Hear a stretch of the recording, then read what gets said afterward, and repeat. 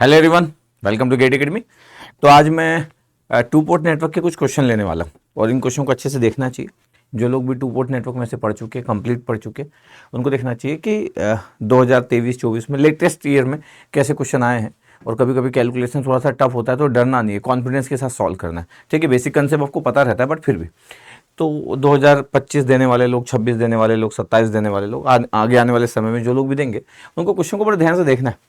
जैसे 2023 इलेक्ट्रिकल में क्वेश्चन था और एक रजिस्ट्री टू पोर्ट नेटवर्क है, 3 ओम लगा है, उसके फ्रंट में 6 ओम लगा है, लोड में 20 वोल्ट लगा है, सोर्स में वाई पैरामीटर के नंबर बड़े अच्छे नहीं दिख रहे, 5 सीमेन या 1 सीमेन, Y22, Y12, Y21 -2.5 सीमेन और power deliver to the load resistor RL in watt, ऐसा पूछा है और न्यूमेरिकल आंसर टाइप है। तो ऐसे क्वेश्चन बहुत हड़बड़ाने लग जाते हैं क्योंकि नंबर सिंपल नंबर नहीं दिख रहे। मतलब क्वेश्चन एकदम टफ नहीं है, लेकिन फिर भी नंबर जो होते हैं वो भी बहुत मैटर करते हैं एग्जाम में। ठीक है, तो जैसे एक क्वेश्चन लिया हूँ मैं, ये करवाने वाला हूँ। उसके बाद एक क्वेश्चन ये 2024 इलेक्ट्रिकल वालों का आया था जिसमें कि टू पोर्ट नेटवर्क 2 दिए है और सबको पता है कि कैस्केड में कनेक्टेड है, कैस्केड या कास्केड जो भी बोलते हैं आप, इसमें कनेक्टेड है। और कास्केड में सबको पता है कि ABCD पैरामीटर मल्टीप्लाई होते हैं, लेकिन इस पैरामीटर का Z दिया था और इसका Y दिया था। तो ऐसे क्वेश्चन जो आपको पता है कि इस Z को ABCD में कन्वर्ट करोगे, इस Y को ABCD में कन्वर्ट करोगे और फिर आपको फिर निकालना है बीटा की वैल्यू, वो भी न्यूमेरिकल आंसर टाइप। जैसे न्यूमेरिकल आंसर टाइप होता है तो चांसेस बढ़ जाते हैं मिस्टेक होने के, क्योंकि कैलकुलेशन रहता है। तो इस केसेस में वो सब लोग बाजी मार लेते हैं जो लोग भी अच्छा कॉन्फिडेंस रखते हैं, कैलकुलेशन का कॉन्फिडेंस रखते हैं, क्योंकि कंसेप्ट इन जनरल पता है सबको, लेकिन सबका आंसर सही नहीं आएगा, क्योंकि एक भी मिस्टेक होगी तो इस क्वेश्चन का आंसर गलत आ जाएगा। तीसरे क्वेश्चन में देखो आपके पास बोला है कि वाई पैरामीटर दिए इस नेटवर्क का और बोला max the load impedance ZL की वैल्यू चाहिए आपके पास। द ZL की वैल्यू, द ZL एक ही L है, 2 L लिख दिया यहाँ पे, एक ही L है, ZL इसकी वैल्यू चाहिए। मैक्सिमम पावर ट्रांसफर अगर हम कर रहे हैं न्यूमेरिकल आंसर टाइप, तो नेटवर्क में न्यूमेरिकल आंसर टाइप क्वेश्चन आते हैं। 2023 इलेक्ट्रॉनिक्स का क्वेश्चन है, ठीक है। तो ये वाई पैरामीटर दिया, तो इस टाइप के क्वेश्चन आते हैं, ये मैं आपको करवाने वाला हूँ। फिर एक 2024 EC का क्वेश्चन है, इसमें बोला है टू पोर्ट नेटवर्क दिख रहा है और वैल्यू ऑफ Y21 पैरामीटर की वैल्यू चाहिए। चारों क्वेश्चन में ज्यादा आसान ये है, तो इसका मतलब है कि क्वेश्चन का सिलेक्शन बहुत मैटर करता है कि कैसे आप सिलेक्ट करते हैं। तो मैं ना 4 क्वेश्चन कराने वाला हूँ, 4 ही क्वेश्चन है। तो मैं 4th क्वेश्चन से स्टार्ट करता हूँ। इस क्वेश्चन में पहले ट्राई मार, इस क्वेश्चन जरूर आप ट्राई मारिएगा, मतलब वीडियो को आपके पास स्टॉप कीजिएगा, फिर इसको ट्राई जरूर मारिएगा। तो 2024 इलेक्ट्रॉनिक्स का क्वेश्चन और again numerical answer type, two port network दिया और Y21। इसका मतलब है कि हमारे से एक्सपेक्टेशन क्या है कि Y21 की वैल्यू क्या होगी। आपको पता है कि एडमिटेंस है तो करंट बाय वोल्टेज होगा, करंट बाय वोल्टेज एडमिटेंस होता है, और 2 1 है, इसका मतलब है कि I2 बाई V1। और अगर आपके पास डिनोमिनेटर में V1 है तो V2 will be 0। Short circuited parameter होता है Y पैरामीटर, तो Y21 एक एडमिटेंस पैरामीटर, इधर ट्रांसफर एडमिटेंस। एक्चुअली आप में से पढ़ते हो, टू पोर्ट नेटवर्क जानते हो, आपका अच्छा कॉन्फिडेंस है, तो आपको पता है कि I2 बाई V1 पूछा है। बहुत बार डेफिनेशन भी लिख देता है कि Y21 equal to I2 by V1 when V2 equal to 0, पर इस बार से Y21 लिखा हुआ है कि आपके पास Y21 की वैल्यू मेरे को फाइंड आउट करना है। टू पोर्ट नेटवर्क आपको दिख रहा है, इतना आपको दिखना चाहिए, ठीक है। अब जब मेरे को इसकी वैल्यू फाइंड आउट करना है तो V2 इक्वल टू 0 है और फिगर में आप देख सकते हो। तो ये बड़ा इंपॉर्टेंट होता है कि जब किसी क्वेश्चन में आप अटेम्प्ट लेते हो तो आप क्या सोचते हो। अब जब मेरे को एक पैरामीटर पूछा तो मैं एक ही अटेम्प्ट भी ले सकता हूँ। इसका मतलब है कि मैं यहां से स्टार्ट कर सकता हूँ कि ये शॉर्ट सर्किट कर दिया, मतलब V2 इक्वल टू 0 कर दिया, क्योंकि V2 इक्वल टू 0 हो गया। I2 बाई V1 आपको फाइंड आउट करना है। तो आपको अगर अच्छा कॉन्फिडेंस है तो आप फिगर के साथ भी जा सकते हो। इसका मतलब है कि V2 को आप यहां से 0 करके इसी फिगर के साथ आप एंट्री मार सकते हो, क्योंकि पूरे चारों वाई पैरामीटर नहीं पूछा, सिर्फ एक पैरामीटर पूछा है कि Y21 की वैल्यू चाहिए। तो ऑब्जेक्टिव आपको क्लियर है कि I2 बाई V1 निकालना है, तो Y2 और वो V1 है। अगर आप ध्यान से देखोगे तो Y2 और ये V1 है और V2 की वैल्यू 0। अगर मैं बोल दूं कि आपको लगाना है यहां से करंट कितना जा रहा है I1, वहां से करंट कितना आ रहा है I2, इसका मतलब है कि इस जगह पे करंट कितना है, इस जगह पे ध्यान से देखोगे तो I1 और I2, तो यहाँ पे करंट कितना है I1 प्लस I2। तो इतना कॉन्फिडेंस होना चाहिए कि अगर मैं यहाँ पे KVL लगा दूं, इस जगह पे अगर KVL लगा दूं इस जगह पे, तो मेरे को पता है कि 0 है V2 और फिर ये 4 के साथ करंट कितना है I1 प्लस I2 और -8 V1। तो बताओ आपके पास क्या हो गया, I1 plus I2 equal to आ गया आपके पास 2 V1। Equation number 1। आपका ऑब्जेक्टिव क्या है, V1 और I2 के बारे में बात करना। V2 तो 0 कर चुके हो, आपको I1 की नीड नहीं है। आपको क्या चाहिए, आपके पास I2 और V1। इसका मतलब है ये आपको चाहिए, ये आपको चाहिए, ये आपको नहीं चाहिए। तो I1 को आपको रिप्लेस करना है, I1 को आपको एलिमिनेट करना है। मतलब थॉट प्रोसेस बहुत फास्ट होना चाहिए कि मेरे को क्या क्या परफॉर्म करना है। तो अगर मैं बोल रहा हूं कि ठीक है, अगर ध्यान देख रहे हो तो अब हमको ये देखना है कि अब आपके पास अगर मैं इस जगह पे अगर ध्यान से देखूं तो मेरे को जो चाहिए था आपके पास V1 ये है। अगर मैं यहाँ KVL लगा लूँ तो इस रेड वाले इस ग्रीन वाले में, तो V1 की वैल्यू कितनी हो रही है? V1 की वैल्यू वैसे -V1 बट इक्वल टू 0 लिखते हैं, तो V1 इक्वल टू इतना KVL हमको आता है ना कि -V1 है, उधर जाके V1 हो गया, तो V1 equal to 2I1, yes sir. और इस 4 में कितना है सर? I1 plus I2। कभी कभी जब हम एग्जाम में लिखते हैं तो बहुत फास्ट लिख लेते हैं कि 4I1, 4 + 2 6I1 + 4I2, बट ठीक है, -8V1 इतना है। 8V1 इधर गया तो 9V1 हो गया। अब 9V1 के बाद क्या क्या आ गया? 4 + 2 6I1 और 4I2। अगर आप इन ध्यान से अगर इन इक्वेशंस को देखोगे ना, इक्वेशन 1 और 2 को, तो आपको एकदम क्लियर हो जाएगा क्या कि मेरे को ना I2/V1 फाइंड आउट करना है, मतलब V1 चाहिए मेरे को और I2 चाहिए और I1 को रिप्लेस करना है। मैं चाहूं तो इस I1 को यहां से निकाल के वहां पुट कर दूं या I1 को वहां से निकाल के यहां पुट कर दूं। अगर मैं बोलूं कि चलो इसी में पुट कर देते, 9I1 है, 9V1 है, 6I1 की वैल्यू कितना है sir? 2V1 - I2, yes sir, plus कितना? 4I2, इतना दिख रहा है। तो अगर मैं बोलूं कि ठीक है 9V1 है और इसको सॉल्व करो तो कितना आ गया? 12V1 - 6I2 + 4I2, ये तो 12V1 को इधर ले गया तो -3V1 इक्वल टू कितना आ रहा है? -2I2। दोनों साइड माइनस है, दोनों साइड अगर माइनस है तो ये दोनों साइड के माइनस कैंसिल आउट हो गए। अब बताओ I2/V1 की वैल्यू कितना है? तो ध्यान से अगर देखा जाए कि सर एडमिटेंस जो पैरामीटर था ट्रांसफर एडमिटेंस, I2/V1 की वैल्यू कितना है? तो बोले I2/V1 सर 3/2 है, और 3/2 मतलब 1.5, और डायमेंशन जो होगा सीमेंस में होगा या ओम इनवर्स मो MHO, तो सीमेंस में लिखा हुआ था। इसका मतलब है कि एग्जाम में आपको क्या पुट करना था? एग्जाम में सर मेरे को यहाँ पे 1.5 पुट करना था आंसर। तो क्वेश्चन में कुछ भी टफ नहीं है, बट फिर भी जब कोई सॉल्यूशन बता देता तो आसान ही दिखता है, लेकिन जब आप खुद सॉल्व करते हो तो फास्ट कई बार क्लिक नहीं करते। अब इस क्वेश्चन में कोई ऐसा भी कर सकता है कि सर मैं तो सोच रहा हूं कि 2 KVL लगा देता हूं, मतलब V1 equal to 2I1 + 4I1 + I2 फिर -8V1, ये क्वेश्चन नंबर 1 हो गया। फिर यहाँ पे KVL, ये KVL हो गया, दूसरा KVL। जीरो किसी को कर ही नहीं रहे, जीरो हम किसी को कर ही नहीं रहे और सिंपल सॉल्व करने की कोशिश करें कि पूरे वाई पैरामीटर निकाल रहे हैं और फिर इक्वेशन लिख दे रहे हैं कि V2। अब ऐसे केसेस में ना टाइम ज्यादा वेस्ट हो जाता है कि 4I1 + I2 है और फिर कितना है? -8V1, ये क्वेश्चन नंबर 2। अच्छा, हमको ऐसा करने की नीड इसलिए नहीं है क्योंकि हमको कोई जब एक पैरामीटर पूछा, चारों नहीं पूछा, तो आप डायरेक्ट ही जो पूछ रहा है वहीं पे स्टार्ट कर दीजिए। तो दिस कंडीशन, जो कंडीशन दिख रहा है आपके पास, ये जो कंडीशन है V2 = 0, output is short circuited, condition को डायरेक्ट आप पुट करके सीधे फिगर के अंदर एंट्री मार सकते हैं अगर आपको बेसिक स्ट्रक्चर बड़ा क्लियर है और बेसिक आपको KVL KCL सब आता है। तो ये चारों क्वेश्चन में ये बड़ा आसान क्वेश्चन है। तो अगर एग्जाम में मेरे पास ये चारों क्वेश्चन आ जाए, मान लेते कि चारों क्वेश्चन है, तो मेरा अटेम्प्ट का ऑर्डर क्या होना चाहिए ये भी क्लियर रहना चाहिए। मेरा अटेम्प्ट का ऑर्डर ये होना चाहिए कि मैं इसको पहले बना लूंगा, मतलब किसी क्वेश्चन को देखने के बाद ये समझना बहुत इंपॉर्टेंट है कि मैं से 100% क्या बन जाएगा। ऐसा नहीं होना चाहिए कि सर मैं पहले से कैसे बताऊंगा सर कि मैं से क्या बनेगा और क्या नहीं बनेगा, तो फिर तो सस्पेंस हो जाएगा जिंदगी, टेक्निकल जिंदगी सस्पेंस में आ जाएगी कि सर मैं ट्राई करूंगा सर, और हर क्वेश्चन को ट्राई करोगे तो पेपर 3 घंटे का खत्म हो जाएगा। आपको डिसाइड करना है कि क्या बनेगा और क्या नहीं बनेगा। ये फीलिंग वाली बात होती है टेक्निकल, जब आपका अच्छा कॉन्फिडेंस होता, नहीं तो फिर एक नॉर्मल व्यक्ति हर क्वेश्चन को ट्राई करता है, ऐसे क्वेश्चन को ट्राई करता है जो कि AIR 1 देखा और सोचा कि नहीं ये तो आज नहीं बन सकता मैं से 3 घंटे के अंदर में, उसको भी एक नॉर्मल व्यक्ति ट्राई कर रहा है। क्यों? क्योंकि वो हर क्वेश्चन को ट्राई करता है। ऐसे से फेलियर के चांसेस बढ़ जाते हैं। तो 1.5 आ गया, अगर आप सॉल्व करते तो भी मेरे को लगता है कि आप 1.5 निकाल लेते, क्योंकि क्वेश्चन ये बनने वाला क्वेश्चन था। इतना लिखा आपके पास, ठीक है।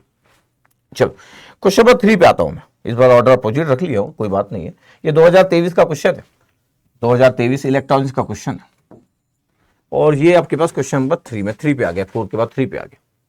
फॉर द 2 पोर्ट नेटवर्क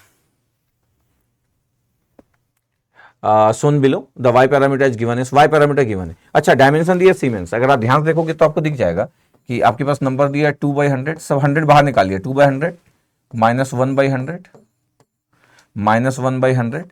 अच्छा, आप इस 2 पोर्ट नेटवर्क को देख के भी बता सकते हो, क्या बता सकते हो? 100 अगर मैं डिवाइड कर दिया तो 4/300 है ना। वैसे तो 1/75 भी लिख सकते हो, ये सीमेंस हो गया। इस नेटवर्क को देख के क्या बता सकते हैं? y11 is not equal to y22, तो ये सिमेट्रिकल नहीं है, एसिमेट्रिकल नेटवर्क है ये।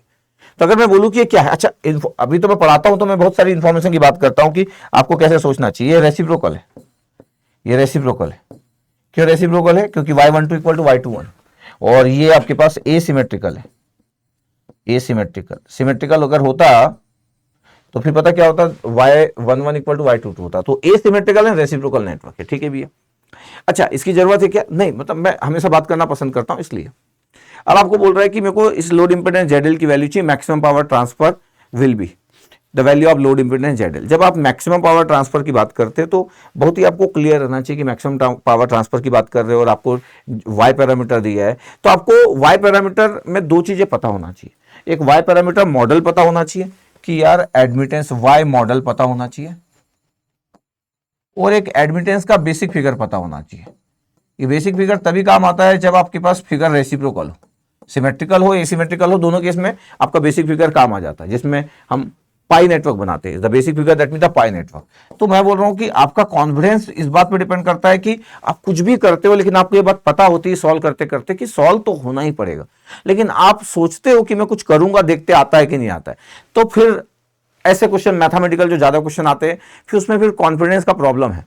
आपको पता होना चाहिए, आपको पता होना चाहिए कि मैं बेसिक स्ट्रक्चर यूज कर लूंगा, पाई नेटवर्क बना लूंगा और सॉल्व कर लूंगा, और आपको पता है कि सॉल्व होगा। अगर किस्मत से अगर कैलकुलेशन गलत हो गया तो ही गलत होगा, अदरवाइज तो सॉल्व हो जाएगा।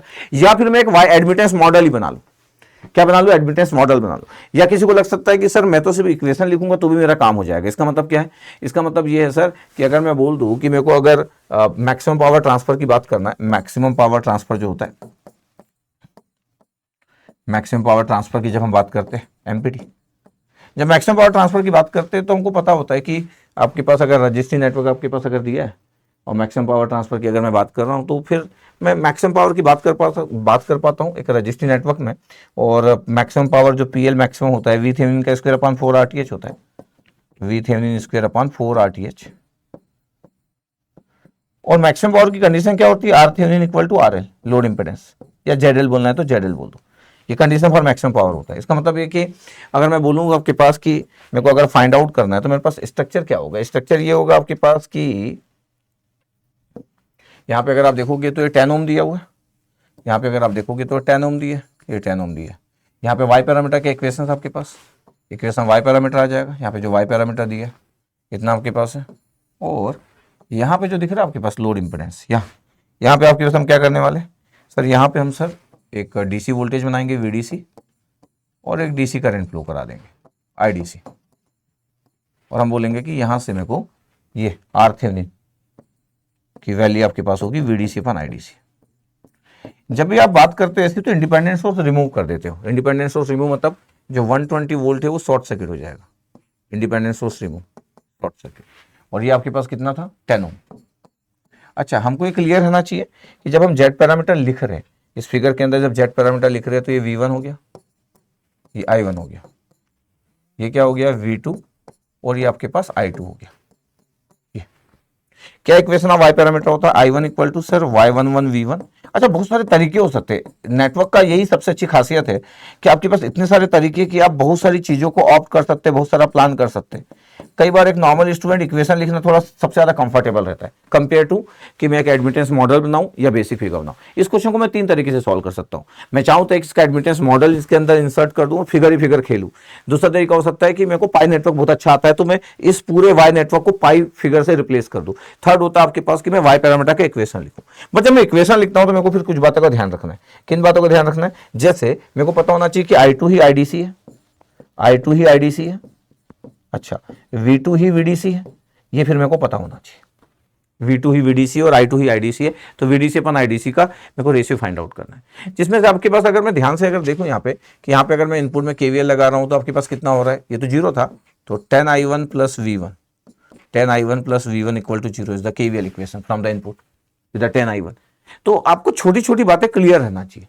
अब अगर मेरे को सिर्फ इक्वेशन खेलने का मन है कि सर मेरे को तो इक्वेशन खेलने का मन है, सर मैं सिर्फ इक्वेशन खेलना चाहता हूं, क्या खेलना चाहता हूं? सिर्फ इक्वेशन खेलना चाहता हूं, तो अब इक्वेशन खेल लो कि अब आपको I2 की जगह IDC पुट करना, आपको सिर्फ इक्वेशन खेलने का मन है तो कोई इशू नहीं है कि सर I2 की जगह IDC है तो IDC पुट कर दिया सर मैं, ठीक है। फिर कितना था? Y21 V1। जब आप y पैरामीटर की बात करते हो तो Y21 की वैल्यू कितना पता है? -1/100। इसका मतलब क्या है सर? -1/100 sir Y21। इतना ही था आपके पास Y21 V1। Yes sir. Y22 की वैल्यू था सर आपके पास 4/300, 1/75 भी लिख सकते हैं लेकिन 4/300, 4/300। और V2 की जगह क्या हो गया? VDC हो गया। अच्छा, मेरे को फाइंड आउट क्या करना है? मेरे को सर आईडीसी भी चाहिए क्योंकि वीडीसी बाई आईडीसी का रेशियो निकालना, बस मेरे को V1 को हैंडल करते आना चाहिए। किसको हैंडल करते आना चाहिए? V1 को हैंडल करते आना चाहिए। मेरे पास पहला इक्वेशंस भी है, ध्यान से अगर आप देखोगे तो मेरे पास पहला इक्वेशंस भी है। पहला इक्वेशंस मतलब I1 इक्वल टू y11 है। y11 की वैल्यू कितना है सर? y11 की वैल्यू 2/100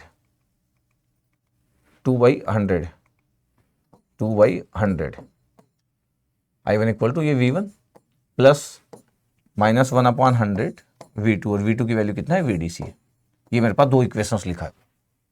और थर्ड इक्वेशन देखो, ये दो इक्वेशंस हो गए आपके पास। आपको बस क्लियर रहना चाहिए कि मेरे को V1 को बस रिप्लेस करना। अगर आपके मन में आ गया कि मैं V1 को रिप्लेस कर दूंगा तो सर सॉल्व हो जाएगा, बिल्कुल सॉल्व हो जाएगा। बट V1 को रिप्लेस अगर आप कर दोगे तो इन टर्म्स ऑफ I1 और VDC फिर से I1 का इशू आ जाएगा। बट आपके लिए सबसे इंपॉर्टेंट इक्वेशन क्या है? ये वाला 10I1 प्लस V1। इसका मतलब है कि अगर मैं इस इक्वेशन को लिख दूं तो 10I1 plus V1 equal to 0, ये इक्वेशन को लिख दूं तो फिर मेरा काम हो गया। द इंपॉर्टेंट इक्वेशन, ये इंपॉर्टेंट इक्वेशन है। क्यों इंपॉर्टेंट इक्वेशन है? क्योंकि मैं फिर अभी मैं ना I1 की जगह पे पुट कर देता हूं। अगर मैं सोचूं कि I1 की जगह पे मैं पुट कर दूं कि सर -V1/10 पुट कर देता हूं मैं इस I1 की जगह पे, -V1/10 इक्वल टू कितना है सर? 2/100, 2V1/100, ठीक है, माइनस VDC/100 है। अगर मैं 100 का मल्टीप्लाई कर दूं, 100 का पूरा मल्टीप्लाई कर दूं तो -10V1 हो जाएगा, ये 2V1 हो जाएगा, और ये आ गया -VDC। इतना आ रहा है। अगर मैं बोलूं कि VDC को उधर ले जाऊं तो क्या हुआ? VDC को उधर ले जाने से तो VDC माइनस से प्लस हो गया, और 10V1 को इधर लाए तो 12V1 हो गया। इसका मतलब है कि V1 की वैल्यू VDC/12 है। अच्छा, आपको फिर प्रैक्टिस होना चाहिए। अगर आप प्रैक्टिस में नहीं हो तो फिर आपको परेशान करेगा नेटवर्क। अगर आप अच्छी प्रैक्टिस में नहीं हो तो नेटवर्क परेशान करता है फिर आपको कि V1 की वैल्यू सर VDC/12 है सर। और सर अगर मैं V1 की इस वैल्यू को VDC/12 में सर अगर पुट कर दूं तो मेरा काम हो सकता है सर, मेरा काम हो सकता है। इसका मतलब है कि मैं अगला पेज सिलेक्ट कर लूँ और IDC इक्वल टू, बस अब मैं लिखना चालू करूँ कि सर देखो सर IDC था और क्या था ये सर -V1/100 था, और V1 की वैल्यू VDC/12 था। इसका मतलब क्या हुआ? इसका मतलब VDC/12 करूंगा तो -VDC/12 करूंगा, और पहले से 100 था तो 1200 हो गया, ये मतलब हुआ। उसके बाद क्या था सर? 4/300 था सर, 4/300 VDC था। अब मेरे को VDC/IDC निकालना है। अगर मैं चाहूँ तो मैं 1200 को एलसीएम ले लूँ तो ये -VDC आ गया, और 304 का मतलब 300 1200 लिए तो 4 बचा तो 16 बच गया, 16 VDC। इसका मतलब है कि 15 VDC अपॉन 1200 इतना बचा इक्वल टू IDC। अब VDC अपॉन IDC का रेशियो, अच्छा ये सब कैलकुलेशन पे ज्यादा बेस है। That mean the RTH, condition for maximum power transfer theorem, ZTH या RTH लिखना है। 1200 डिवाइड बाई 15, तो 15 से आपके पास जब डिवाइड किया तो कितना आ गया? 120 है, इसका मतलब 80, तो 80 ओम आ रहा है, ये 80 ओम आ गया। इसका मतलब इस क्वेश्चन का आंसर कितना है? आपको बस इक्वेशन खेला। अच्छा इस तरीके में मैं क्या सिर्फ किस बात ध्यान दिया कि सिर्फ इक्वेशन खेलना है मेरे को। ये 80 पुट करना था एग्जाम में, this the 80 in ohm. ZL की वैल्यू कितना होना चाहिए? ZL इक्वल टू RTH होता है for the maximum power transfer theorem, load impedance की वैल्यू। क्यों होता है? फिर आपको फिर मैक्सिमम पावर ट्रांसफर थ्योरम और थेवेनिन पता होना चाहिए। मतलब मैं मान के चल रहा हूं कि आप पूरा नेटवर्क पढ़ चुके हो। मैं आपको गेट 2023 के क्वेश्चन की बात कर रहा हूं, तो मैं MPT नहीं पढ़ा रहा हूं, ना ही मैं आपको थेवेनिन पढ़ा रहा हूं। मैं बता रहा हूं कि क्वेश्चन को कैसे अटेम्प्ट लेते हैं उन सभी लोगों के लिए जो नेटवर्क में 2 पोर्ट नेटवर्क अच्छे से समझते हैं, वाई पैरामीटर को समझते हैं और थ्योरम भी जानते हैं, उनके लिए क्वेश्चन ले लिया। तो ये थ्योरम और 2 पोर्ट नेटवर्क का कंबाइन क्वेश्चन हो गया, बट मैं इस क्वेश्चन को 2 पोर्ट में रखा क्योंकि वाई पैरामीटर यूज हो रहा था। अच्छा सर आप तो ये बोल रहे थे कि सर आप कुछ भी कर सकते हो, हाँ कि वाई मॉडल क्या होता है करके। आप तो ये बोल रहे थे कि सर मैं तो कुछ भी कर सकता हूँ, वाई मॉडल भी देख सकता हूँ। अच्छा वाई मॉडल की अगर मैं बात करूँ तो फिर आपको ये क्लियर रहना चाहिए कि जो वाई पैरामीटर का जो मॉडल होता है, ये I1 इक्वल टू, जब आप बोलते हो ना कि I1 equal to Y11 V1 plus Y12 V2 और I2 equal to Y21 V1 plus Y22 V2, ये आप बोलते हो कि ये ऐसा फिगर होता है एडमिटेंस मॉडल। ये द करेंट सोर्स, ये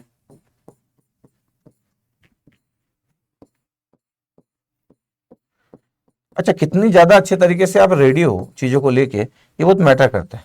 ये V2, ये I2, ये अच्छा अब आपको बस स्मार्ट इतना होना है, ये आपके पास हो गया V1 और ये आपके पास हो गया I1। अब देखो Y11 की वैल्यू कितना था आपके पास क्वेश्चन में?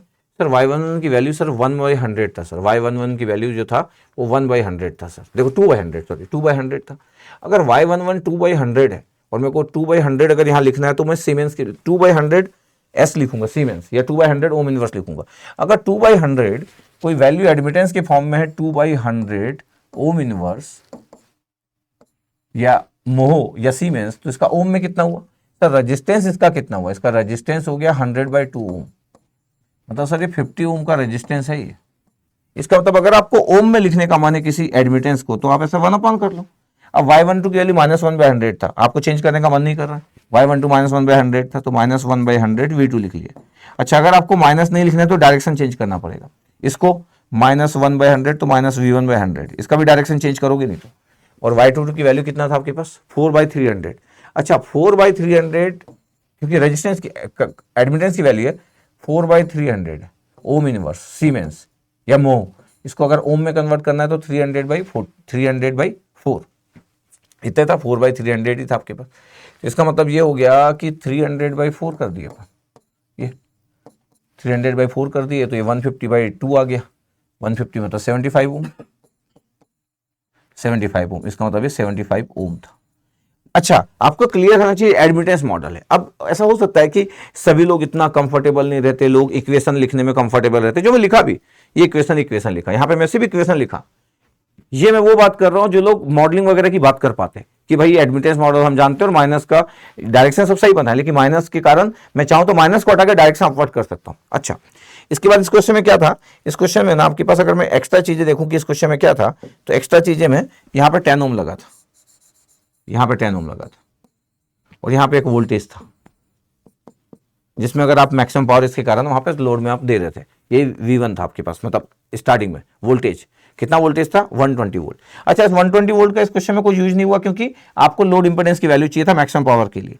ये जो था 120 वोल्ट इसका यूज नहीं हुआ। अगर मैक्सिमम पावर कितना चाहिए बोल देता, कितना मैक्सिमम पावर होता, तब तो मेरे को इसकी जरूरत पड़ती, क्योंकि ये जो इंडिपेंडेंट सोर्स होता है इसके कारण आप फाइंड आउट कर पाते किसको, थेवेनिन वोल्टेज को। तो यहां पे आपके पास ZL था, ये लोड इंपेडेंस, ये ZL। तो पता है आपके पास यहां से जब हम maximum power because of this independent source, ये इंडिपेंडेंट सोर्स रिस्पॉन्सिबल है मैक्सिमम पावर ट्रांसफर के लिए कि लोड इंपेडेंस में आपके पास मैक्सिमम पावर ट्रांसफर करना, तो उसकी वैल्यू कितनी होती है, मैक्सिमम पावर जो होता है V थेवेनिन का स्क्वायर अपॉन 4 RTH होता है। हाउ के लिए तो हम पूरा पढ़ते, पूरा टॉपिक ही पढ़ते।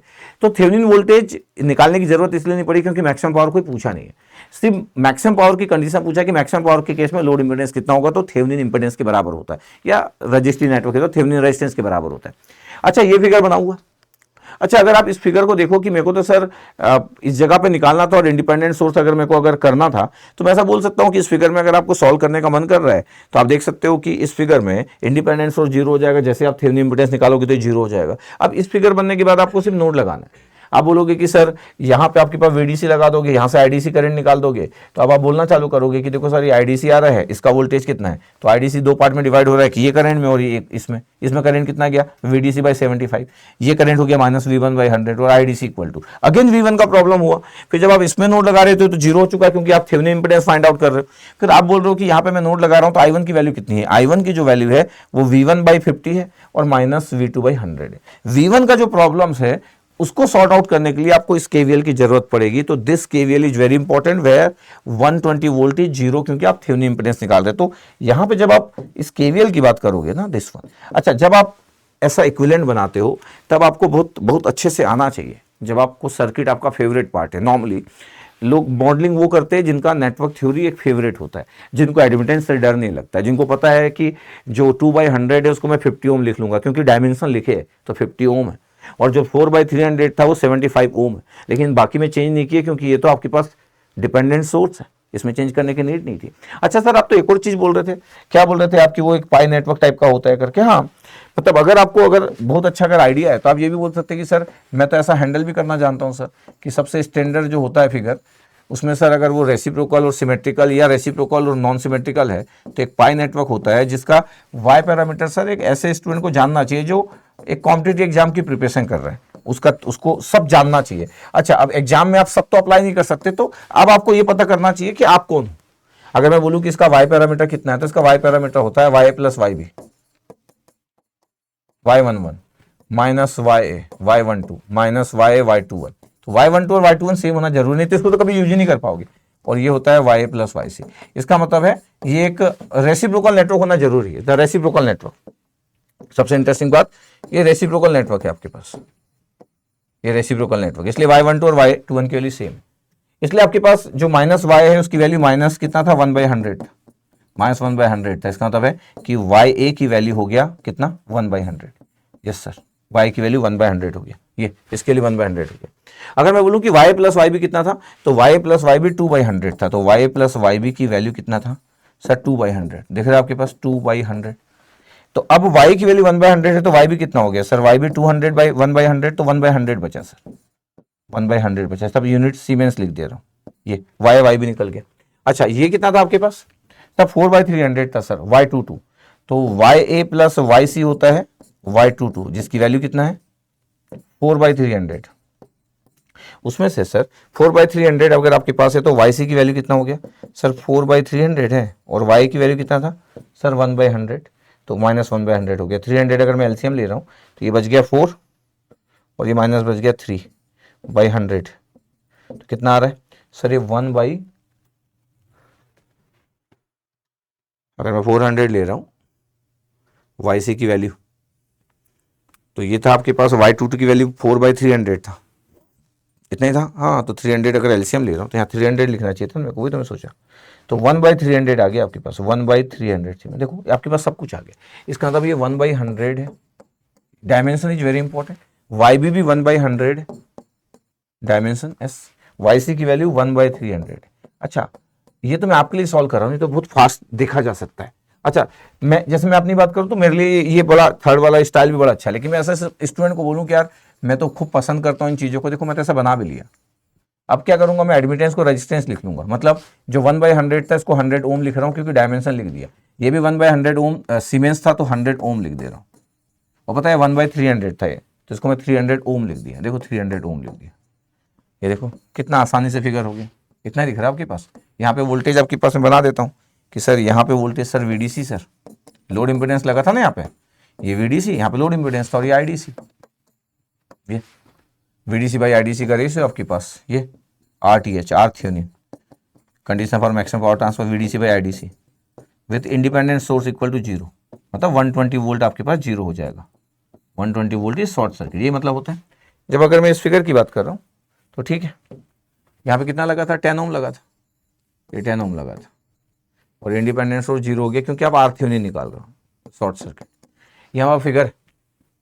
अब अगर ध्यान से देखा जाए तो सर तो रजिस्टिंग नेटवर्क बन गया पूरा का पूरा। हो भाई सर, इसमें तो नोड लगाने की जरूरत नहीं। कैसे नोड लगाने की जरूरत नहीं है सर, देखिए यहां से अगर मैं खड़ा हूं तो ये आपके पास हो गया 10, और ये आपके पास 10 ओम था। ये सर 10 ओम था, 10 ओम था ना भाई, वहां पे दिखा भी देते हैं अभी।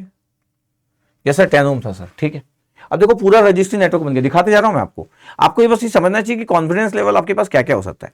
तो 10 और सर 100 का पैरेलल कर लिया अपन, तो 10 और 100 का पैरेलल सीरीज विथ 100 हुआ, और फिर पैरेलल विथ 300 हुआ, यही R थ्योनिन होगा। तो 10 और 100 का अगर मैं पैरेलल कर रहा हूं तो 10 × 100 डिवाइड बाई कितना हो गया आपके पास, 110 हो गया, 0 0 कैंसिल आउट, 100/11 हो गया इतना। और फिर 100 ये पैरेलल हो गया आपके पास 100/11। फिर हम क्या कर दिए सर, हम यहाँ से कर दिए कि उसको 100 को ऐड कर दिए। इसका मतलब ये हुआ कि कुछ गड़बड़ तो नहीं हुआ, नहीं सर कुछ गड़बड़ तो नहीं दिख रहा है, ठीक है। इसका मतलब ये हुआ कि अगर मैं बोल दूं आपको कि यार 100/11 सीरीज विथ 100, ये इतना हो गया, और पैरेलल विथ 300, ये, और ये आएगा आपका RTH। आप यहाँ पे खड़े हो, सिंपल यहाँ से सीन कर दे रहे हो, सीन यहाँ से सीन कर दे रहे हो। अब यहाँ से अगर मैं कह रहा हूँ तो 1100, और ये कितना हो गया 100, तो कितना हो गया 1200। 1200 नहीं हो गया सीरीज में ऐड किया तो 11, ये 11, तो 1100 और 100 1200 डिवाइड बाई 11, ये हो गया, और पैरेलल विथ 300। इसका मतलब ये हो गया कि एक बार जरा इतना करो जरा, 1200/11 इंटू 300 अपॉन 1200/11 प्लस 300। इसका मतलब ये हो गया कि 11 11 कैंसिल आउट हो गया, और 1200 इंटू 300 ये हो गया, और अगर मैं 11 का मल्टीप्लाई कर दूँ तो 3300, 33 और 12 कितना हो गया सर 4500। 2 जीरो से 2 जीरो कैंसिल आउट हो गया, और 3 से 5 कैंसिल आउट हुआ तो 15 हो गया, और 1200/15 80 होता है। आ गया आंसर, देखो 80 आ गया। तो यहाँ पे हमको नोट लगाने की जरूरत भी नहीं पड़ी, क्योंकि रजिस्टर नेटवर्क है। तो जैसे ही मैं ये पूरा का पूरा पाई नेटवर्क बनाया, देखो ऐसा नहीं है कि मैं पहले से सॉल्व किया, अभी सॉल्व किया आपके साथ, अभी सॉल्व किया। मेरे को लगा कि यार एडमिटेंस मॉडल भी बना ले तो आपके पास पाई नेटवर्क के स्टाइल में, तो देखो मैं पूरा बना लिया। इसका मतलब क्या है? इसका मतलब है कि मैं इतने आराम से क्यों सॉल्व कर पा रहा हूं, मेरा ऐसा, क्योंकि मैं जानता हूं कि मैं कुछ भी करूंगा आंसर आएगा। कुछ आंसर कब नहीं आएगा, कुछ कैलकुलेशन मिस्टेक हो जाए, कंसेप्चुअल कभी गलत नहीं हो सकता, इतना कॉन्फिडेंस होना चाहिए। तो मैं ये कर सकता था, मैं एडमिटेंस मॉडल बना लेता, जो नॉर्मली लोग कई बार पसंद नहीं करते। सबसे ज्यादा लोग इक्वेशन को यूज करते, तो इक्वेशंस तो लिखा ही मैं। इसका मतलब ये नहीं कि आपको क्या करना है, आपको तो ये देखना है कि इतना सारा मैं 2 पोर्ट नेटवर्क पढ़ाया, उसके बाद जब आपको सब पता होता है तो एग्जाम में आप 4 तरीके तो यूज नहीं करोगे, आपको आपका बेस्ट यूज करना है। और 2 लोगों का अपना अपना बेस्ट तरीका होता है, क्योंकि 2 अलग अलग लोग हैं। ऐसा नहीं हो सकता है कि दोनों को एक समान सोचना है, आपको बस सॉल्व करना है। और वो तरीका जिसमें आपकी बात चल रही है, जो भी आप इंडिविजुअल हो, आपको कौन सा कन्वीनियंट लगता है, और जो आपको पता है कि मैं इसको क्रैक कर लूंगा, ये इससे खुश नहीं हो जाना है कि और ये तो मस्त एकदम पाई नेटवर्क बना दिए सर। और लेकिन इसमें मिस्टेक के चांसेस तब है जब आपको एडमिटेंस हैंडल करते नहीं आता है, आपको रेजिस्टेंस लिखते नहीं आता एडमिटेंस से, तो फिर इसमें मिस्टेक के चांसेस है। जब मेरे को डाउट नहीं है तो इसमें मिस्टेक के कोई चांसेस नहीं। 80 आ गया, 3 तरीके से सॉल्व कर दिए। तो मैं बोल रहा हूं कि क्वेश्चन में टफ नहीं था, क्वेश्चन में बस आपको देखना है कि आपको क्या पूछा गया, आपको कंसेप्ट पता है, आपका एडमिटेंस को डील करते आना चाहिए। अब जैसे अगर मैं बात करूं कि ये था 2024, इस साल 2024, क्योंकि अभी दिसंबर का लास्ट वीक चल रहा है जब इस वीडियो को मैं रिकॉर्ड कर रहा हूं, तो ये आपके पास है 2024 इलेक्ट्रिकल ब्रांच को आया था इस साल का क्वेश्चन। ऐसे क्वेश्चन आने से क्या होता है, सबको पता है कि 2 पोर्ट नेटवर्क कनेक्टेड है, और एक इसमें कनेक्टेड है।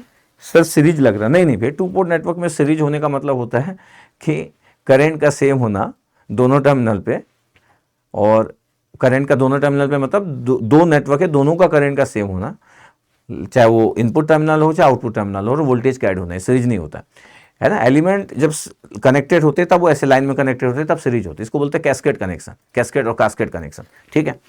अब मेरे को ये पता है कि अगर मैं एबीसीडी पैरामीटर पी का निकाल लूं और क्यू का एबीसीडी पैरामीटर निकाल लूं, तो ओवरऑल एबीसीडी पैरामीटर जो होंगे मल्टीप्लाई होंगे, और फिर ये एबीसीडी पैरामीटर इसका दिया हुआ है, तो फिर मैं अल्फा बीटा गामा और ये डेल में किसी की वैल्यू निकाल सकता हूं। ऐसे कुछ भी पूछा जा सकता था, मैं से बीटा पूछा गया, ये वाली वैल्यू पूछा गया, मैं वैल्यू किसी की भी निकाल सकता हूं। मैं ये भी बोल सकता हूं कि सर आप ऐसा नहीं कर सकते क्या कि सर इस क्वेश्चन को जब सॉल्व कर रहे हो तो आप ऐसा नहीं कर सकते कि सर जो पी नेटवर्क है, मतलब ओवरऑल आपके पास एबीसीडी पैरामीटर क्या होगा, ओवरऑल एबीसीडी पैरामीटर्स क्या होगा। अच्छा, ओवरऑल एबीसीडी पैरामीटर, ये पी नेटवर्क हो गया तो इसका एबीसीडी पैरामीटर एपी हो गया, बीपी हो गया, सीपी हो गया और डीपी हो गया, ठीक है सर। और ये आपके पास कौन सा हो गया, क्यू, तो ए क्यू हो गया, बी क्यू हो गया, सी क्यू हो गया और डी क्यू हो गया, ऐसे ही हुआ। अब अगर मैं मैट्रिक्स मल्टीप्लिकेशन जानता हूं तो फर्स्ट रो फर्स्ट कॉलम कर दूं।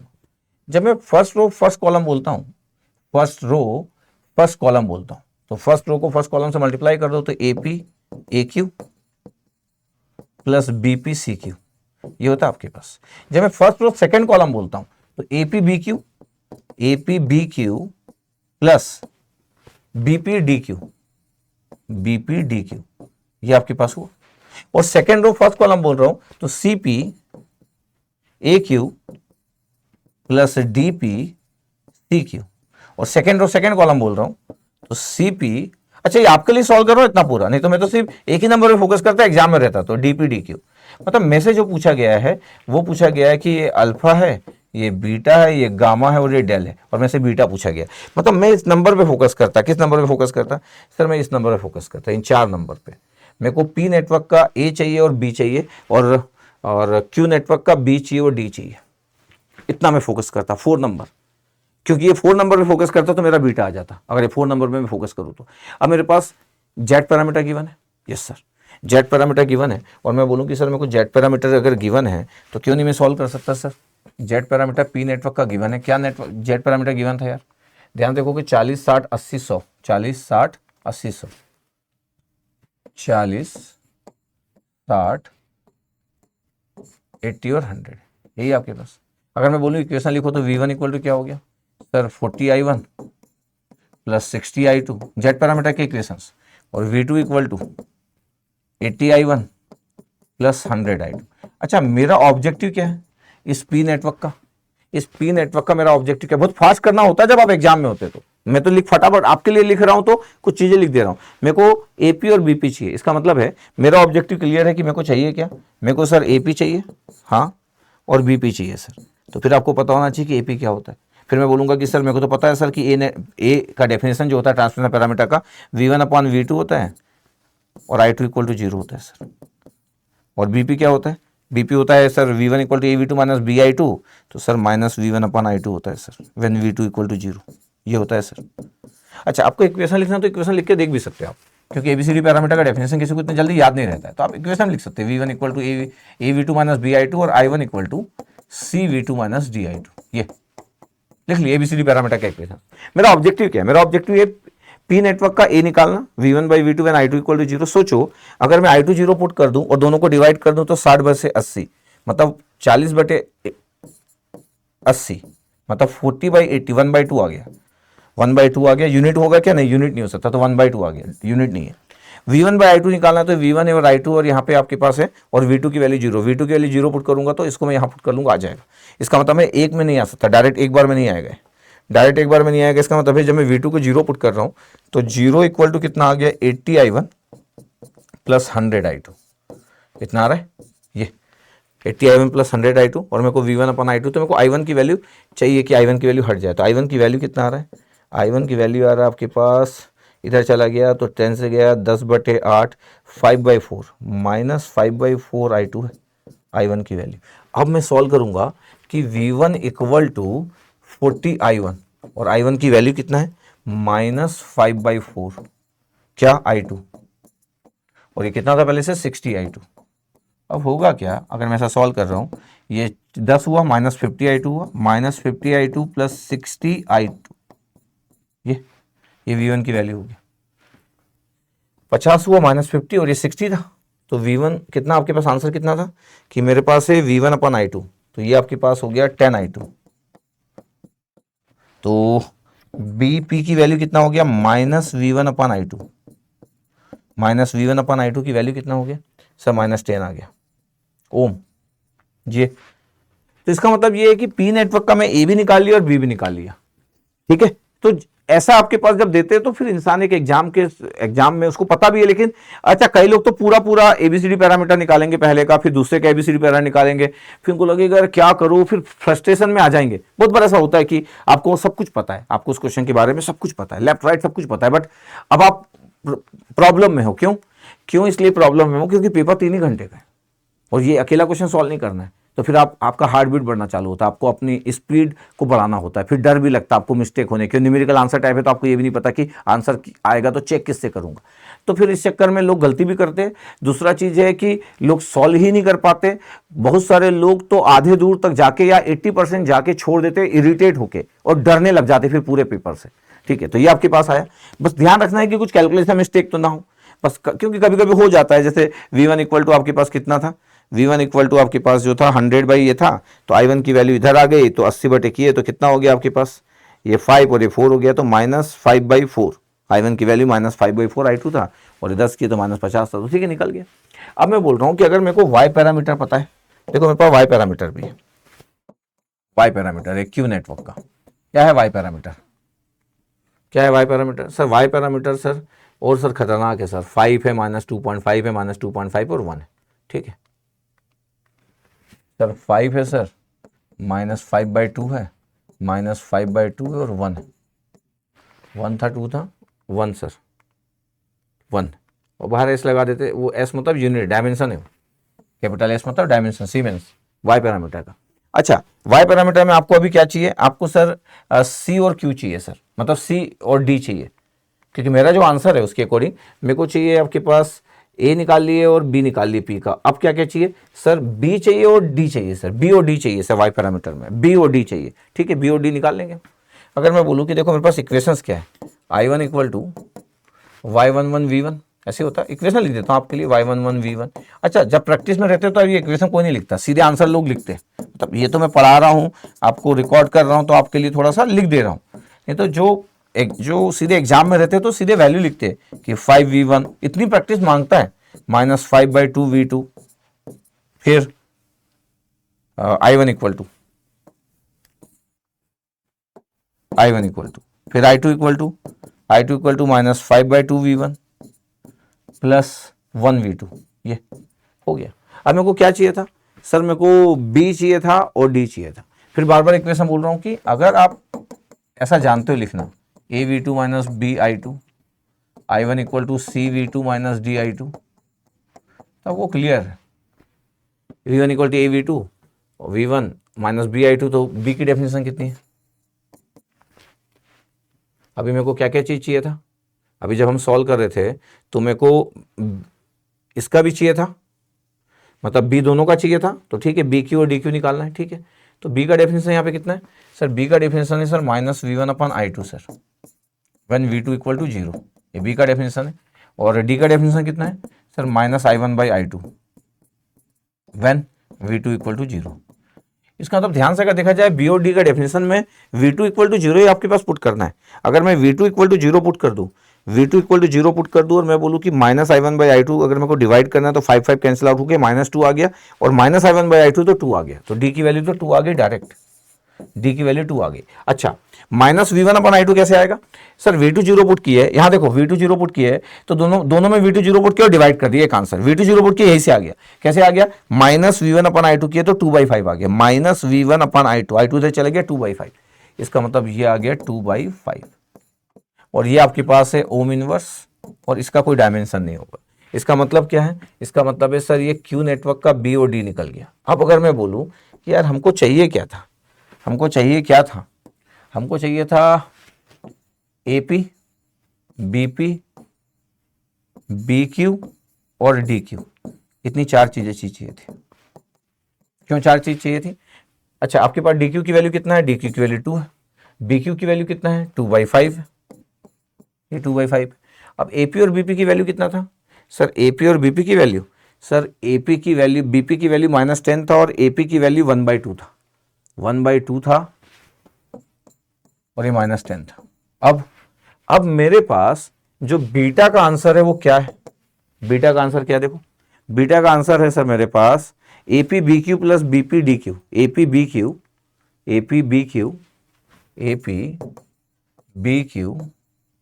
Plus BPDQ। ये अब AP की वैल्यू कितना है 1/2, BQ की वैल्यू कितना है 1/2 इंटू 2/5, ये। अब BP की वैल्यू कितना है सर -10, DQ की वैल्यू कितना है 2, तो आपके पास बीटा की वैल्यू कितना आ रहा है 2 कैंसिल आउट हो गया, 1/5 आ गया और -20 आ गया।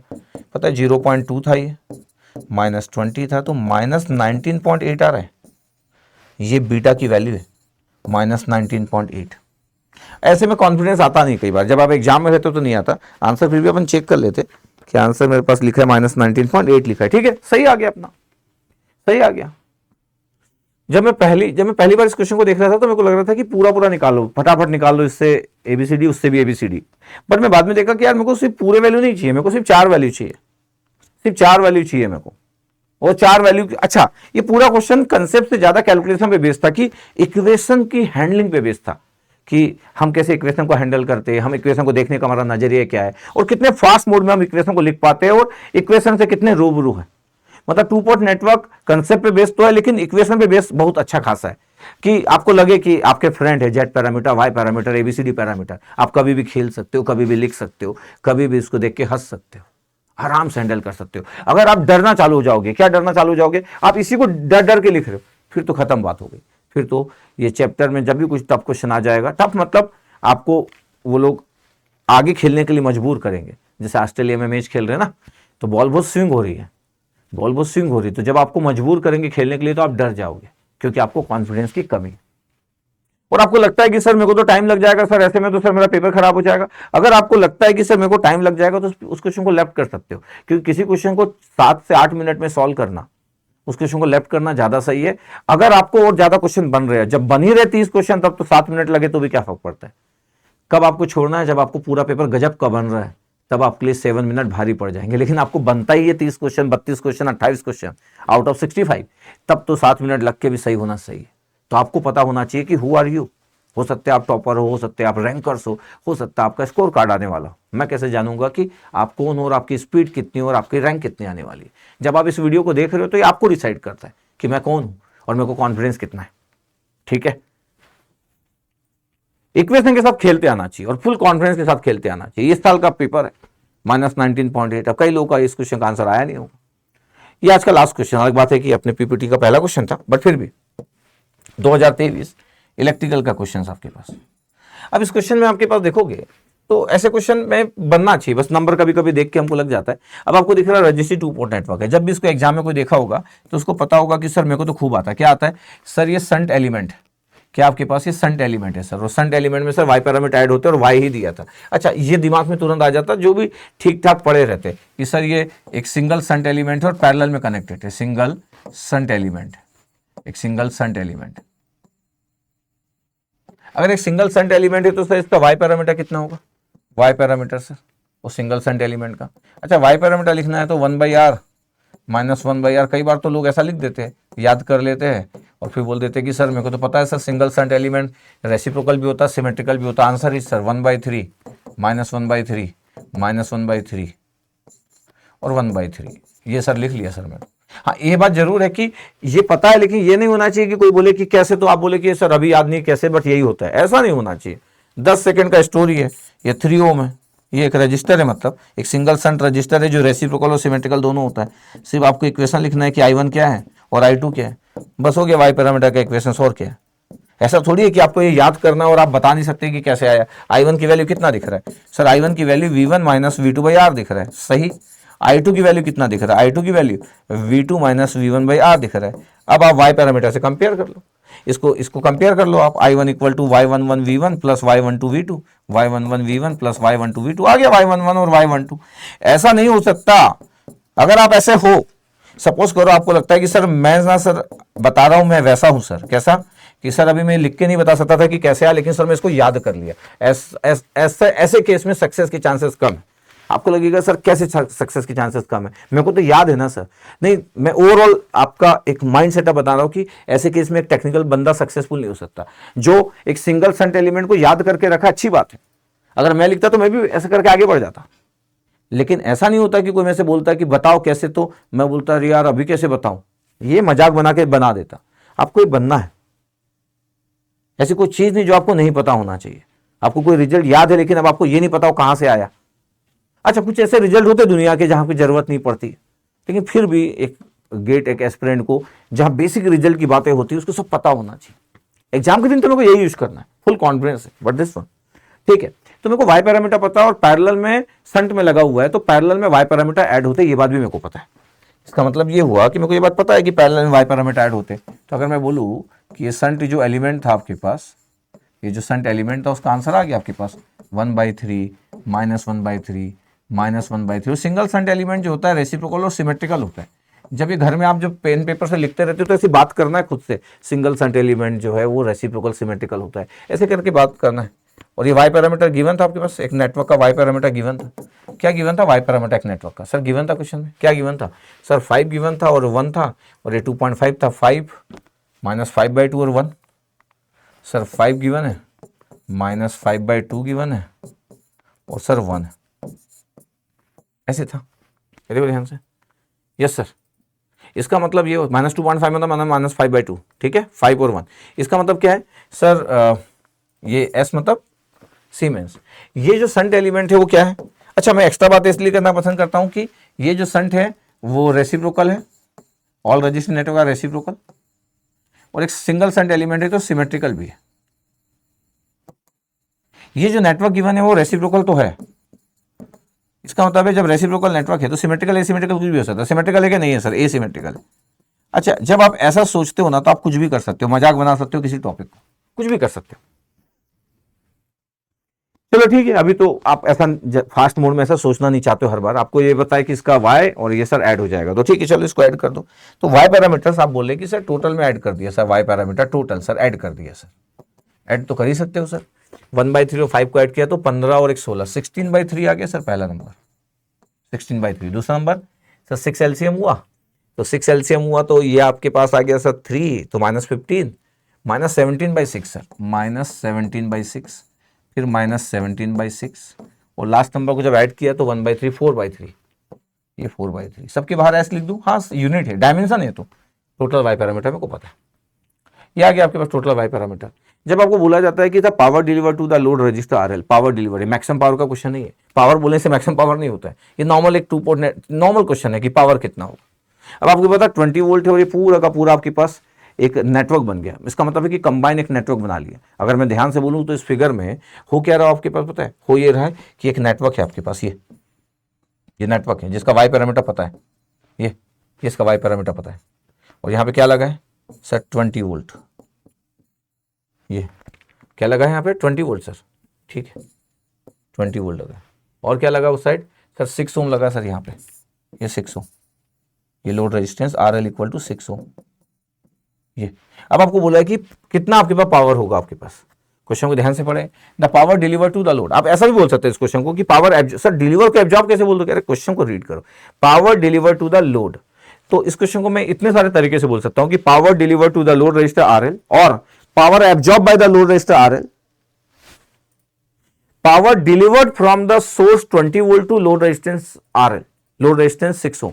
एक ही बात है, तीनों कुछ भी लिख सकते थे। Power delivered from source to load तो भी वही बात होती, power absorb by the load resistance तो भी वही बात होती, और जो लिखा है power deliver to the load resistor. Clear रहना चाहिए आपको बातें, कभी कभी तो हम इन्हीं बातों में खो जाते हैं। अगर power delivered by the load नहीं बोलता, power delivered by the source बोल देता तो 20 वोल्ट में करंट निकालना पड़ता आपको इधर से। मतलब मैं बोल रहा हूं कि आपको क्वेश्चन का लैंग्वेज में कभी डाउट नहीं होना चाहिए। तो सर इसका तो वाई पैरामीटर पता है, हाँ इसका वाई पैरामीटर पता है। आप चाहो तो आप बोल सकते हो कि सर इस नेटवर्क के बारे में अगर मैं बोलूं तो यहाँ पे V1 होगा, हाँ यहाँ पे I1 होगा बिल्कुल, यहाँ पे V2 होगा और यहाँ पे I2 होगा, 2 पोर्ट नेटवर्क तो ऐसे लिखते हैं। तो इसमें सर पावर कितना होगा, अच्छा पावर आप वोल्टेज के फॉर्म में लिख सकते हो, आप करंट के फॉर्म में लिख सकते हो। आप बोलोगे कि सर लोड रेजिस्टेंस में करंट अगर IL है तो बताओ कितना लोड रेजिस्टेंस में पावर होगा। ये बिल्कुल बात सही है कि लोड में कितना पावर होगा, तो बोले IL का स्क्वायर, किसी रजिस्टर का पावर करंट का स्क्वायर। सर IL और I2 का क्या रिलेशन है, IL इक्वल टू -I2 है ये। लेकिन जब मैं पावर की बात करता हूं तो लोड करंट लिखो चाहे 2 पोर्ट करंट लिखो कोई फर्क नहीं पड़ता, क्योंकि स्क्वायर कर देते तो I2 स्क्वायर इंटू RL। ये मैं चाहूं तो वोल्टेज भी निकाल सकता हूं, मतलब मैं चाहूं तो ओम्स लॉ लगा के V2 का स्क्वायर बाय RL भी लिख सकता हूं। किसी रजिस्टर में पावर वोल्टेज, उसके अक्रॉस में जो वोल्टेज होता है वोल्टेज का स्क्वायर बाय रेजिस्टेंस या करंट का स्क्वायर इंटू RL, एक ही बात है। ये सब बेसिक बात है, मतलब आपको करंट या वोल्टेज पता होना चाहिए सर, यस। और आप पावर बता दोगे कि लोड रेजिस्टेंस 6 ओम में कितना पावर है, यही मतलब होता है। अब अगर मैं बोल दूं आपको कि ठीक है कि एक क्वेश्चन है आपके पास, ये नेटवर्क है जिसका वाई पैरामीटर पता है आपको, यही पता है ना आपको, यस सर। और ये आपके पास 20 वोल्ट, कुछ इंटरेस्टिंग बातें, और वो इंटरेस्टिंग बातें आपको पता होना चाहिए कई बार। ये V1 है, ये I1 है, ये V2 है, ये I2 है, और ठीक है लोड रेजिस्टेंस आपके पास दिया है तो यहाँ पे लोड रेजिस्टेंस दिया है RL equal to 6 ohm, power भी में लिख दिया, V2 और I2 पता होना चाहिए। अच्छा वाई पैरामीटर के इक्वेशंस अगर मैं बात करूं कि वाई पैरामीटर के इक्वेशंस क्या गिवन है, सर वाई का इक्वेशन तो मेरे को पता है सर, क्या गिवन है वही तो बात करें हम लोग। सर 16/3, 16/3 -17/6, -17/6 और 4/3, यस। अच्छा कुछ लोगों को इक्वेशन, वैसे भी जो नेटवर्क है रेसिप्रोकल और एसिमेट्रिकल है। जब आप दो वाई पैरामीटर को ऐड कर रहे हो पैरेलल में, और एक सिमेट्रिकल है और एक एसिमेट्रिकल है, रेसिप्रोकल तो दोनों है, तो answer will be always reciprocal and asymmetrical, ठीक है। मैं इक्वेशन बता रहा था कि आपको अगर आप इक्वेशन लिख रहे हो तो I1 की वैल्यू आ गई, I1 की वैल्यू Y11 मतलब 16/3 V1 बिल्कुल सही, फिर -17/6 V2 बिल्कुल सही, यही होता वाई पैरामीटर। I2 की वैल्यू -17/6 V1 प्लस 4/3। अगर आप ठीक ठाक स्मार्ट हो, ठीक ठाक स्मार्ट, वैसे तो आप सभी स्मार्ट ही होते हो बट फिर भी ठीक ठाक स्मार्ट हो, तो आपको पता है कि इतनी इक्वेशन से दुनिया की कोई ताकत उसका पावर नहीं निकाल सकता है। आप अगर मेरे स्टूडेंट हो तो आपको पता है कि ये 20 वोल्ट रिस्पॉन्सिबल है वोल्टेज और करंट कैलकुलेशन के लिए। अगर ये सोर्स ना गिवन हो तो आप वोल्टेज करंट की बात ही नहीं कर सकते 2 पोर्ट नेटवर्क में। आपको अगर इंडिविजुअल वोल्टेज चाहिए, करंट चाहिए, तो आपको फिर सोर्स चाहिए, बिना सोर्स के करंट वोल्टेज नहीं होता। रेशियो होता है जो कि आप निकालते हो, Z parameter, Y parameter, ABCD parameter, transmission मतलब एच पैरामीटर सब निकालते हो, सब रेशियो रहता है, लेकिन आपको अगर करंट और वोल्टेज चाहिए तो आपको इंडिपेंडेंट सोर्स चाहिए। तो 20 वोल्ट इज रिस्पॉन्सिबल फॉर कि लोड में कितना मैक्सिमम पावर होगा, मतलब मैक्सिमम बोल रहा सॉरी, पावर कितना ट्रांसफर होगा फ्रॉम दिस 20 वोल्ट टू। तो 20 वोल्ट इज वेरी इंपॉर्टेंट। अब इसमें क्या इंपॉर्टेंट चीज है कि सर ये रेजिस्टेंस अगर होता है यहाँ पे तो सर V1 और 20 वोल्ट सेम नहीं होता, लेकिन रजिस्टर नहीं है तो सर V1 ही तो 20 वोल्ट है, बिल्कुल सही। और ये सबसे इंपॉर्टेंट है, वेरी इंपॉर्टेंट, ये वेरी इंपॉर्टेंट। अच्छा, यहां से अगर मैं बोलूं सर कि इस जगह पे अगर देखो तो ओम्स लॉ के अकॉर्डिंग क्या होगा, V2 की वैल्यू, अगर ये IL है तो सर IL इंटू RL, और टू पोर्ट के टर्म्स में V2 equal to minus I2 RL, Ohm's law. तो V2 equal to minus I2 into RL, तो माइनस 6I2 आ गया। एक ये इंपॉर्टेंट इक्वेशन है और एक ये इंपॉर्टेंट है, V2 equal to minus 6I2। अगर आप इस तरीके से चीजों को नहीं सोच रहे तो फिर इन दो इक्वेशन से आप कुछ नहीं कर पाओगे। अब मेरे को चाहिए वोल्टेज या करंट की वैल्यू चाहिए थी, तभी मैं पावर बता पाऊंगा। यस, अगर मैं बोलूं कि देखो सर यहाँ पे I2 भी है, माइनस 17/6 V1 है, और अगर मैं बोलूं कि इसी इक्वेशन को हैंडल कर लूं तो सर इसी को डायरेक्ट, कैसे डायरेक्ट इसको हैंडल कर लोगे सर? V1 की वैल्यू मैं 20 वोल्ट, अच्छा यहाँ रजिस्टर होता तो कैलकुलेशन और बढ़ता, V1 की वैल्यू डायरेक्ट 20 वोल्ट यूज कर लूंगा तो मेरा काम हो सकता है V1 की वैल्यू को, और I2 इक्वल टू, तो आपके पास V2 equal to minus 6I2 लिख दूंगा तो फिर मैं I2 निकाल सकता हूँ इस इक्वेशन से। इसलिए वो इक्वेशन भी बड़ा इंपॉर्टेंट है, V2 equal to minus 6I2। इसका मतलब है कि आपको स्मार्ट तो होना होगा। I2 इक्वल टू कितना है, बोले सर माइनस 17/6 V1 की वैल्यू कितना है 20 वोल्ट, बिल्कुल सही। फिर कितना था आपके पास सर 4/3 V2, 4/3 V2, और V2 की वैल्यू कितना माइनस 6I2, ये इंपॉर्टेंट है। 17/6 था आपके पास, तो ये 17 मतलब 34, तो 340, 34 हो गया ना 30, हाँ 340/6 इधर चला गया, और ये था कितना 3, ये 3 से ये कैंसिल आउट हो गया 2, तो माइनस 8I2 और माइनस I2, मतलब माइनस 9I2 हो गया। पता I2 की वैल्यू कितना है? I2 की वैल्यू है माइनस 340/6 और 9।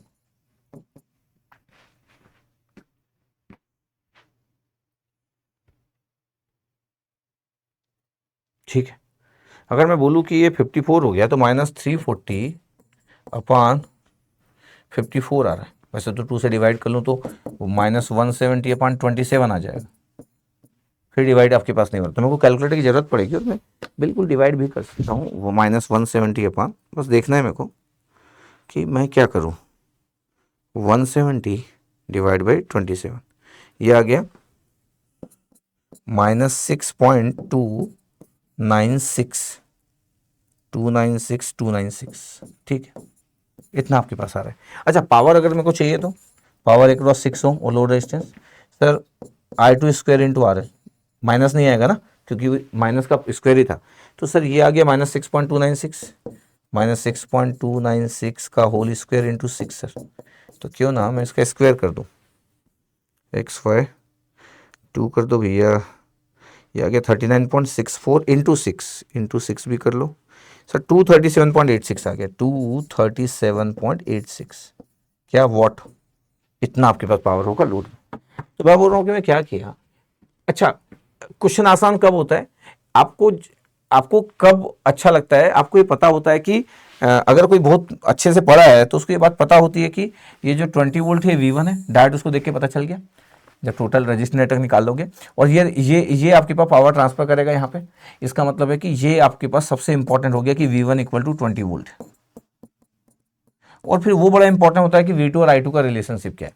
अच्छा, हम क्या कर लिए, हम ये देख लिए कि यार ये जो पूरा नेटवर्क है ये पूरा पैरेलल में कनेक्टेड है, इसलिए पूरा का पूरा, और ये सभी को पता होता है, ये सभी को पता होता है। अच्छा, मैं चाहूं तो इस रजिस्ट्री नेटवर्क जो दिया आपके पास, ये जो दिया था, इससे मैं अगेन 2 फिगर बना सकता हूं, मतलब एडमिटेंस मॉडल इंसर्ट कर दूंगा मैं इसके अंदर, या बेसिक स्ट्रक्चर पाई नेटवर्क, क्योंकि ये रेसिप्रोकल है, इसलिए अगर रेसिप्रोकल ना हो तो मैं बेसिक स्ट्रक्चर पाई नेटवर्क यूज नहीं कर सकता, हमेशा ध्यान रखें। अगर आपका कोई नेटवर्क रेसिप्रोकल नहीं है तो बेसिक पाई स्ट्रक्चर यूज नहीं कर सकते। अच्छा, नेटवर्क सिमेट्रिकल हो डोंट वरी, एसिमेट्रिकल हो डोंट वरी, रेसिप्रोकल होना जरूरी है बेसिक पाई नेटवर्क स्ट्रक्चर यूज करने के लिए। अगर आप एडमिटेंस के पैरामीटर जानते हो तो मैं यहाँ पे बेसिक पूरा का पूरा एक एडमिटेंस मॉडल, मतलब बेसिक पाई स्ट्रक्चर इंप्लीमेंट कर लेता, और जो वाई होता उसको रेजिस्टेंस में लिखता और 3 ओम के साथ पैरेलल मार देता, 3 ओम को निपटा देता। और फिर हैंडल कर लेते हैं, मतलब कर कुछ भी सकते हैं।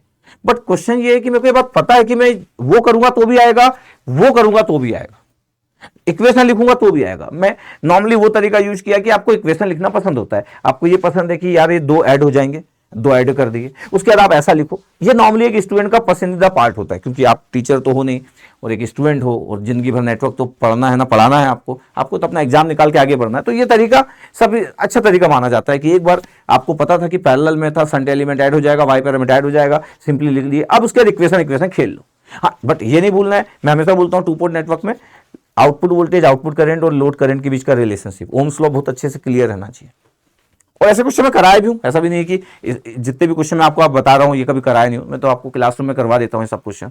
तो ठीक है, इस वीडियो को आप देख रहे होंगे, इसको यूट्यूब में भी मैं अपलोड करूंगा और आप लोग भी इस वीडियो को जब देखोगे, जितने भी मेरे पेड स्टूडेंट है, आपको भी आपके pen drive, G drive, VOD course, जितने भी वेराइटी ऑफ टाइप के कोर्सेस आप पढ़ते हो, सब में आपको मिल जाएगा। और इसको मैं 4 क्वेश्चन है तो इसको मैं यूट्यूब में भी अपलोड कर दूंगा। तो ऐसा आपको देखना है, इस तरीके से आपको देखना है, तो जस्ट मैं बताया। बट आप ट्राई कीजिएगा इस क्वेश्चन को उस तरीके से करने का कि सर मैं भी क्या सोचा सर, ऐसा आपके लिए होमवर्क है, आपको करना है। तो उससे कॉन्फिडेंस बढ़ता है ओवरऑल एक सब्जेक्ट के रिस्पेक्ट में कि सर इससे सर मैं एक पाई नेटवर्क का स्ट्रक्चर बनाया सर और 3 ओम को पैरेलल में मारा, बस रेजिस्टेंस और एडमिटेंस का डिफरेंस क्लियर है आपको। Om Om Om dimension is always important.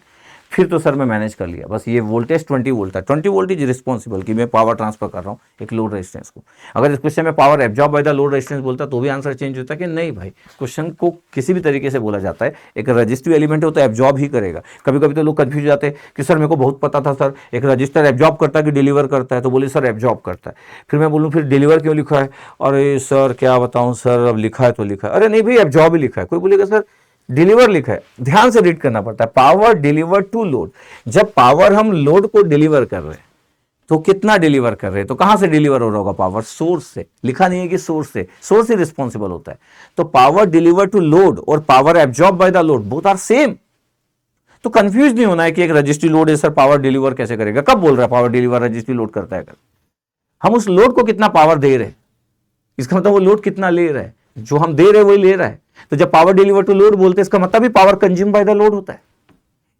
अगर इस क्वेश्चन में लिखा रहता है कि पावर डिलीवर्ड बाय सोर्स, तब ये होता आपके पास 20 वोल्ट और फिर आपको इनपुट करंट की नीड पड़ती, मतलब इनपुट करंट की नीड पड़ती मतलब आपको फिर I1 की वैल्यू निकालना पड़ता, फिर आपको यहां पे जाना पड़ता, फिर V1 की वैल्यू आपके पास 20 वोल्ट था और V2 की वैल्यू अब आप निकालते हैं -6I2 से, अभी आपका निकला, और फिर यहां पुट करते हो फिर आपको I1 की वैल्यू निकलती। मतलब क्वेश्चन बहुत अच्छा हो सकता था अगर पावर डिलीवर्ड बाय सोर्स बोलता तो 20 इंटू I1 आंसर होता, 20 into I1। Already current is flowing from -2+, आपको पता है कि ये जो सोर्स होगा डिलीवर करेगा, तो ये 20 I1 होता और I1 की वैल्यू बड़ी इंटरेस्टिंग होती। तो अगर आप जब अपनी कॉपी में नोट करें तो पावर डिलीवर्ड बाय सोर्स भी लिखे, और यूट्यूब में अगर इस वीडियो को कोई कभी देखेगा तो वो जरूर बताए कि पावर डिलीवर्ड बाय सोर्स उसका कितना वॉट आ रहा था, मतलब 20 वोल्ट सोर्स कितना पावर डिलीवर कर रहा था, जरूर लिखे आप। ओके चलो, तो मेरा काम था कि जस्ट कोई क्वेश्चन में कितना भी बड़ा आपके पास लिखा हो, बड़ी बड़ी तरीके से बातें की गई हो और आपको उस पिच पे बुला रहा हो जहाँ पे ग्रास हो और बॉल स्विंग हो रही हो, तो आपको देखना है कि वो क्या चाह रहा है, मतलब जो पेपर सेट किया वो क्या चाह रहा है। और आपको ये भी ध्यान देना है कि आउट नहीं होना है, बॉल को लेफ्ट कर देना है, और अगर आप अटेम्प्ट कर रहे हो तो बहुत केयरफुली अटेम्प्ट करना है, क्योंकि नेटवर्क में कई बार लोगों को कंसेप्ट पता होता है लेकिन एग्जाम के दिन बहुत फियर में रहते हैं, स्पीड को लेके, एक्यूरेसी को लेके। और न्यूमेरिकल आंसर टाइप थे चारों, इसका मतलब है कि जब न्यूमेरिकल आंसर टाइप होता है तो एक्यूरेसी को लेके थोड़ा सा तो इशू होता है, कॉन्फिडेंस लेवल मैटर करता है इन सब चीज़ों में। ठीक है, चलो मेरा काम था बात करना, तो मैं बता दिए, नेक्स्ट में मिलेंगे और कुछ कुछ बातें करेंगे। Okay, thank you.